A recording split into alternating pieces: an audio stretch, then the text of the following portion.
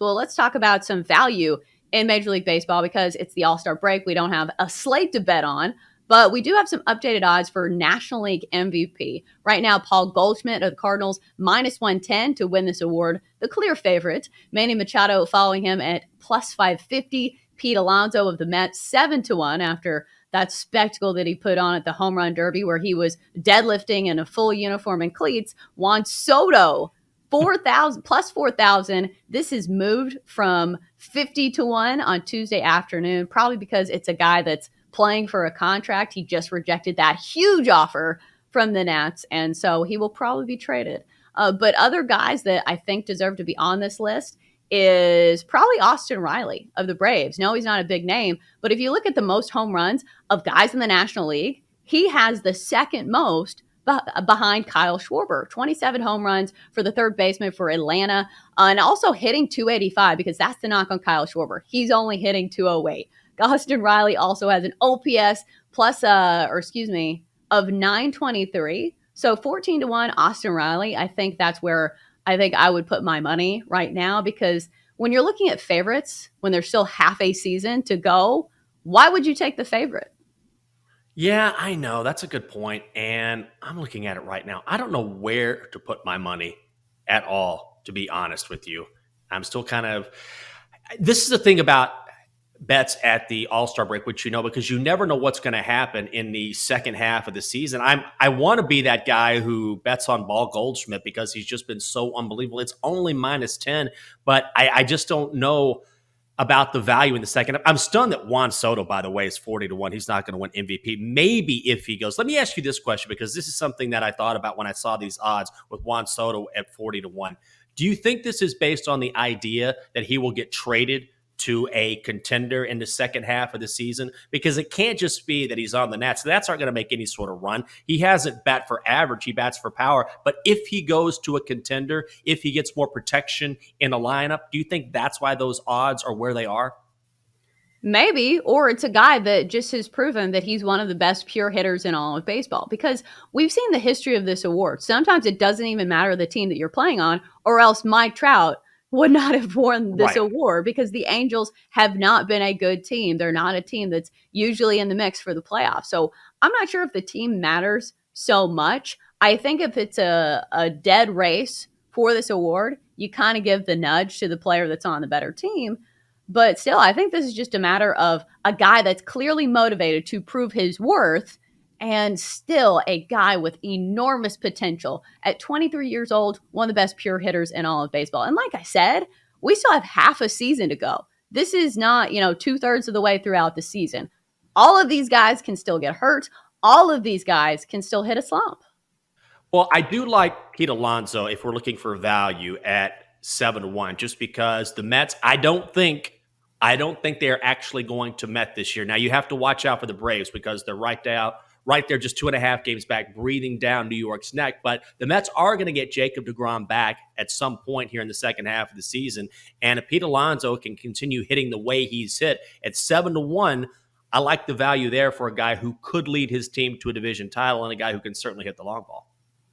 Yeah, especially on a good team. Because like I said, I don't think it matters entirely, but if there is somebody who is putting up good numbers and plays for one of the better teams in baseball, I think the gentle nudge would go to that player. This is the Daily Tip presented by BetMGM. I'm Chelsea Messenger. He is Michael Jenkins. Coming up in a few minutes, we'll do a little betting basics and giving you a quick refresher course on everything you need to know about betting on football. But right now, let's stay in the National League and look at the National League Cy Young and how some of these odds have shifted over the course of the past couple of weeks. Sandy Alcantara for the Marlins, now the odds-on favorite at minus 130. Corbin Burns of the Brewers, 7-1. Tony Gonsolin, 15-1. Max Scherzer, 40-1 to win this award. And Jenks, I think the discussion here is, do you really want to bet on a favorite with half a season remaining? Because right now,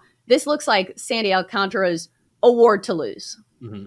Yeah, it really does. And I think I might put a little on him at minus 130. I know it's half a season, but he just looks like he cannot be stopped. He looks like a guy who is not going to drop off. I would not put any money on Tony Gonsolin.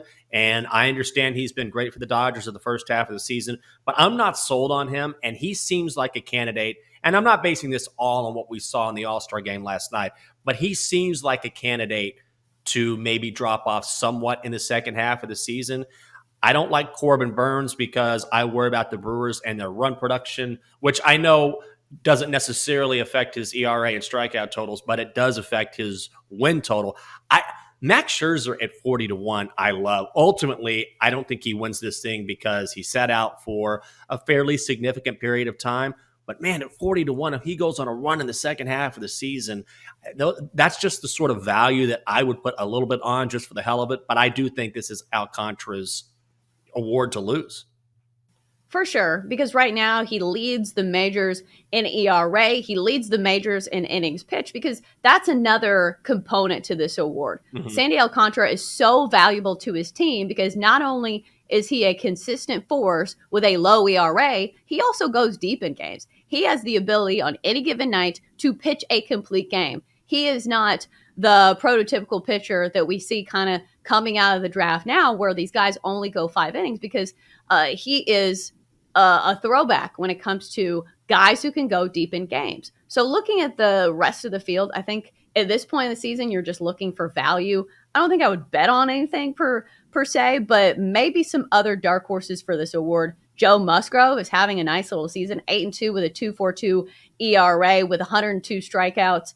Corbin Burns, like you said, is a strikeout machine. He has 144 strikeouts this season. So when you're looking at these type of awards, the wow factor is the strikeouts. Sometimes I think that's where you can find some guys who are capable of stealing this award. If he has a ton of strikeouts per 9, that's the wow factor. It's the same thing as home runs in the MVP race. So maybe Corbin Burns has a chance to steal this award, but right now I'm just not seeing it.